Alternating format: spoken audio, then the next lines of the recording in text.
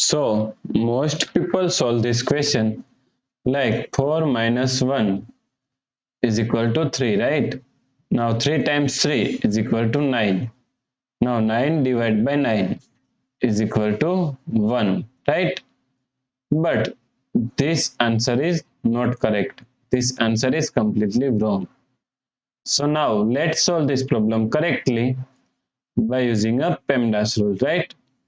PEMDAS, P E M D A S. According to PEMDAS rule, first priority is parentheses, then second priority is exponents, then third priority is multiplication and division. Here multiplication and division both have equal priority, so we have to solve it from left to right. Then fourth and last priority is addition and subtraction. Also addition and subtraction both have equal priority, so we have to solve it from left to right.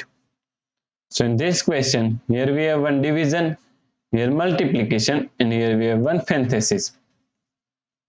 So according to PEMDAS rule, first we have to solve parenthesis, right? So first we have to solve this parenthesis. So now 9 divide 3. Now solve this parenthesis. 4 minus 1 is equal to 3. So times 3. Now multiplication and division both have equal priority. So we have to solve it from left to right. So first we have to solve this division.